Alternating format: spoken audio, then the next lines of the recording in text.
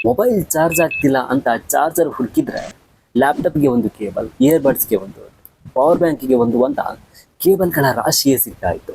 ಆದ್ರೆ ಈಗ ಎಲ್ಲಾ ಡಿವೈಸ್ಗಳಿಗೂ USB-C ಒಂದೇ ಕೇಬಲ್ ಸಾಕಾಗುತ್ತೆ. ಸ್ಯಾಮ್ಸಂಗ್, ಶ್ಯೋಮಿ, ಡೆಲ್, HP ಎಲ್ಲ ಕಂಪನಿಗಳು ಕೂಡ USB-C ಅನ್ನೇ ಕೊಡ್ತಿದೆ. ಅಷ್ಟೇ ಯಾಕೆ 12 ವರ್ಷದಿಂದ ಹಠ ಹಿಡಿದು ಲೈಟ್ನಿಂಗ್ ಕೇಬಲ್ ಅನ್ನೇ ಕೊಡ್ತಿದ್ದ ಆಪಲ್ ಕೂಡ ಈಗ ಬದಲಾಗಿದೆ. USB-C ಅಷ್ಟೊಂದು ಬೆಟರ್ ಆಗಿದೆಯಾ, ಅಥವಾ ಎಲ್ರು ಬದಲಾಯಿಸಿದ್ರು ಅಂತ ನಾವು ಬದಲಾಯಿಸಿದ್ವಾ? ಇದರ ಹಿಂದಿನ ಅಸಲಿ ಸತ್ಯ ಏನು ಅಂತ ಇವತ್ತಿನ ವಿಡಿಯೋದಲ್ಲಿ ತಿಳ್ಕೊಳ್ಳೋಣ.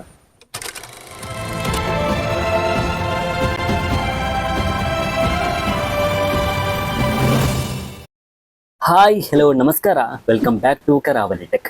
ನಾನು ಕಿರಣ್ ಗೌಡ ಬೆಳಾಳ್. ಇವತ್ತಿನ ವಿಡಿಯೋಗೆ ತಮಗೆಲ್ಲರಿಗೂ ಸ್ವಾಗತ. ನಿಮ್ಮ ಫೋನನ್ನು ಒಮ್ಮೆ ಗಮನಿಸಿ. ಅದರಲ್ಲಿ ಓವಲ್ ಆಕಾರದ ಒಂದು ಪೋರ್ಟ್ ಇರುತ್ತೆ, ಅದೇ USB-C.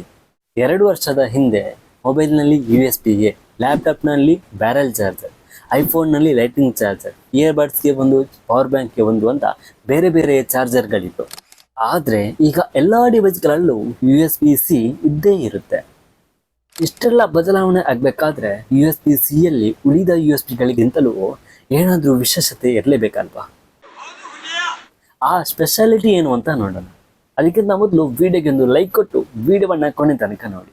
ಹಿಂದೆ ಇದ್ದ USB-A, USB-B, ಮೈಕ್ರೋ, ಮ್ಯಾಕ್ರೋ USB-ಗಳನ್ನೆಲ್ಲ ಪ್ಲಗ್ ಇನ್ ಮಾಡಬೇಕಿದ್ರೆ ಒಂದೇ ಕಡೆಗೆ ತಿರುಗಿಸಿ ಪಿನ್ ಮಾಡಬೇಕಿತ್ತು. ಇದರಿಂದಾಗಿ ಅವುಗಳನ್ನು ಪ್ಲಗ್ ಇನ್ ಮಾಡೋಕ್ಕೆ 2-3 ನಿಮಿಷ 4-5 ಬಾರಿ ಟ್ರೈ ಮಾಡಬೇಕಿತ್ತು. ಆದರೆ USB-C ಓವಲ್ ಆಕಾರದಲ್ಲಿದ್ದು ಇದನ್ನು ಯಾವ ಕಡೆಗೆ ತಿರುಗಿಸಿ ಪಿನ್ ಮಾಡಿದ್ರೂ ಆಗ್ತದೆ. ಇದರ ಈ ಯುನಿಕ್ ಡಿಸೈನೇ ಇದಕ್ಕೆ ಇಂಪಾರ್ಟೆನ್ಸ್ ಬರೋ ಹಾಗೆ ಮಾಡಿದೆ. ಇನ್ನು ಎರಡನೇದು ಇದರ ಪವರ್ ಡೆಲಿವರಿ. ಇನ್ನುಳಿದ USB-ಗಳ ಚಾರ್ಜಿಂಗ್ ಕೆಪಾಸಿಟಿ 5ರಿಂದ 10 ವ್ಯಾಟ್ನವರೆಗೆ ಮಾತ್ರ ಇರ್ತಿತ್ತು. ಆದರೆ ಈ USB-C ಚಿಕ್ಕ ಚಿಕ್ಕ ಇಯರ್ಬಡ್ಸ್ನಿಂದ ಹಿಡಿದು ದೊಡ್ಡ ದೊಡ್ಡ ಡಿಮ್ಯಾಂಡಿಂಗ್ ಗೇಮಿಂಗ್ ಲ್ಯಾಪ್ಟಾಪ್ಗಳವರೆಗೂ 240 ವ್ಯಾಟ್ನವರೆಗೆ ಚಾರ್ಜ್ ಮಾಡುತ್ತೆ. ಇದರಲ್ಲೂ ಇನ್ನೊಂದು ಸ್ಪೆಷಾಲಿಟಿ ಏನಂತ ಹೇಳಿದರೆ, ಒಂದು ಡಿವೈಸ್ಗೆ ಎಷ್ಟು ಪವರ್ ಬೇಕೋ ಅಷ್ಟೇ ಪವರ್ ಸಪ್ಲೈ ಆಗೋ ಹಾಗೆ ಅಡ್ಜಸ್ಟ್ ಮಾಡುತ್ತೆ. ಹಾಗಾಗಿ ಇದು ಉಳಿದ USB-ಗಳಿಗಿಂತ ತುಂಬಾ ಸೇಫ್ ಹಾಗೂ ಎಫಿಷಿಯೆಂಟ್ ಅನ್ನಬಹುದು. ಇನ್ನು ಮೂರನೆಯದಾಗಿ ಇದು ವಿಡಿಯೋ ಆಡಿಯೋ ಔಟ್ಪುಟ್ಗಳನ್ನು ಒಂದೇ ಕೇಬಲ್ನ ಮೂಲಕ ಕೊಡುತ್ತೆ. ಲ್ಯಾಪ್ಟಾಪನ್ನು ಟಿವಿಗೆ ಕನೆಕ್ಟ್ ಮಾಡಬೇಕಾದ್ರೆ ಚಾರ್ಜ್ಗೆ ಬೇರೆ, ವಿಡಿಯೋಗೆ ಬೇರೆ, ಆಡಿಯೋಗೆ ಬೇರೆ ಅಂತ ಬೇರೆ ಬೇರೆ ಕೇಬಲ್ಗಳನ್ನು ಯೂಸ್ ಮಾಡೋ ಕನ್ಫ್ಯೂಷನ್ ಇಲ್ಲಿ ಇರಲ್ಲ. ಇನ್ನು ನಾಲ್ಕನೆಯದು ಇದರ ಡೇಟಾ ಸ್ಪೀಡ್ ಉಳಿದ USB-ಗಳಿಗಿಂತಲೂ ಹೆಚ್ಚು. ಇತರ ಕನೆಕ್ಟರ್ಗಳಲ್ಲಿ 1 ಗಂಟೆಯಲ್ಲಿ ಕಳಿಸಬಹುದಾದ ಮಾಹಿತಿಯನ್ನು ಇದು ಕೇವಲ ನಿಮಿಷಗಳಲ್ಲಿ ಟ್ರಾನ್ಸ್ಫರ್ ಮಾಡುವ ಕೆಪಾಸಿಟಿಯನ್ನು ಹೊಂದಿದೆ. ಇದು ಫೋಟೋಗ್ರಾಫರ್ಸ್ಗೆ, ವಿಡಿಯೋಗ್ರಾಫರ್ಸ್ಗೆ ಗೇಮ್ ಚೇಂಜರ್ ಅಂತಲೇ ಹೇಳ್ಬೋದು. ಇನ್ನು ಪ್ರಮುಖವಾಗಿ ಇದರಲ್ಲಿ ಮೆಟಲ್ ಹೌಸಿಂಗ್ ಇರೋದ್ರಿಂದ ಇದರ ಬಾಳಿಕೆ ಅಂದರೆ ಡ್ಯೂರಾಬಿಲಿಟಿ ಲೈಟ್ನಿಂಗ್ ಚಾರ್ಜರ್ಗಿಂತಲೂ ಜಾಸ್ತಿ. ಈ ಎಲ್ಲ ಅಂಶಗಳನ್ನು ಗಮನದಲ್ಲಿಟ್ಟುಕೊಂಡು ಸರ್ಕಾರ ಅಂದರೆ ಯುರೋಪಿಯನ್ ಯೂನಿಯನ್ ಒಂದು ನಿರ್ಧಾರಕ್ಕೆ ಬರುತ್ತೆ. ನಮ್ಮ ದೇಶದಲ್ಲಿ ಬೇರೆ ಬೇರೆ ರೀತಿಯ USB-ಗಳನ್ನು ಯೂಸ್ ಮಾಡ್ತಾ ಇರೋದ್ರಿಂದ ವರ್ಷಕ್ಕೆ 11,000 ಟನ್ಗಳಷ್ಟು ಕೇಬಲ್ ವೇಸ್ಟ್ ಆಗ್ತಿದೆ. ಇನ್ನು ಮುಂದೆ ಎಲ್ಲ ಡಿವೈಸ್ಗಳಲ್ಲೂ ಒಂದೇ ರೀತಿಯ ಕೇಬಲ್ ಸ್ಟ್ಯಾಂಡರ್ಡ್ ಕಡ್ಡಾಯ ಅಂತ ಆದೇಶ ಹೊರಡಿಸ್ತಾರೆ. ಇವೆಲ್ಲದಕ್ಕೂ ಆಯ್ಕೆ ಇದ್ದಿದ್ದು USB-C ಮಾತ್ರ.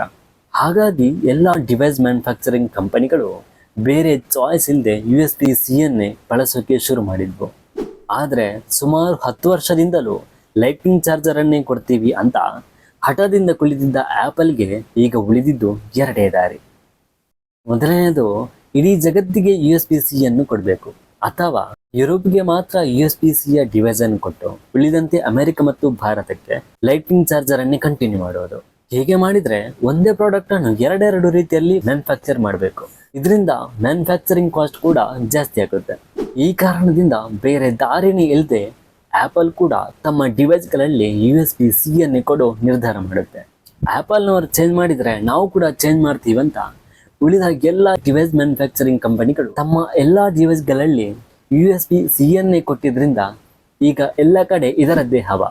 ಈ ಕಾರಣದಿಂದಾಗಿ ಡಿವೈಸನ್ನು ಮ್ಯಾನುಫ್ಯಾಕ್ಚರ್ ಮಾಡುವವರಿಗೂ ಈಸಿ ಆಯಿತು, ಅದರ ಬೆಲೆಯು ಮೊದಲಿಗಿಂತ ಕಡಿಮೆ ಆಯಿತು, ಹಾಗೂ ನಮಗೂ ರಾಶಿ ರಾಶಿ ಕೇಬಲ್ಗಳನ್ನು ಹೊತ್ಕೊಂಡು ಹೋಗೋ ಕಷ್ಟನೂ ತಪ್ಪಿತು.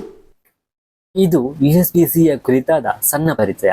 ಅದೇ ರೀತಿ USB-ಗಳ ಡೆವಲಪ್ಮೆಂಟ್ ಹೇಗೆ ಆಯಿತು, ಅದರ ಲಿಮಿಟೇಷನ್ಸ್ ಏನು ಅಂತ ನೋಡ್ತಾ ಹೋದರೆ ಇನ್ನೂ ತುಂಬ ವಿಷಯ ಇದೆ. ಆದ್ರೆ ನೆಕ್ಸ್ಟ್ ಟೈಮ್ ಯಾವ್ದಾದ್ರು ವಿಡಿಯೋದಲ್ಲಿ ಇದರ ಇನ್ಫಾರ್ಮೇಶನ್ ಕೊಡ್ತೇನೆ. ಇದೇ ರೀತಿ ನಮ್ಮ ಚಾನೆಲ್ನಲ್ಲಿ ಇನ್ನೂ ಹೆಚ್ಚಿನ ಇನ್ಫಾರ್ಮೇಶನ್ ಬೇಕು ಅಂದ್ರೆ ಈ ಕೂಡಲೇ ಸಬ್ಸ್ಕ್ರೈಬ್ ಆಗಿ. ಹಾಗೂ ಈ ವಿಡಿಯೋದಲ್ಲಿ ಏನಾದ್ರೂ ಡೌಟ್ ಇದ್ರೆ ಅಥವಾ ಇನ್ನು ಮುಂದಿನ ದಿನಗಳಲ್ಲಿ ಯಾವ್ದಾದ್ರು ಇನ್ಫಾರ್ಮೇಶನ್ ಬೇಕಿದ್ರೆ ಅದನ್ನು ಕೂಡ ಕಮೆಂಟ್ ಮಾಡಿ.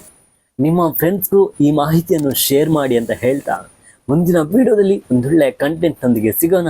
ಅಲ್ಲಿಯವರೆಗೂ ಟೇಕ್ ಕೇರ್, ಬಾಯ್ ಬಾಯ್.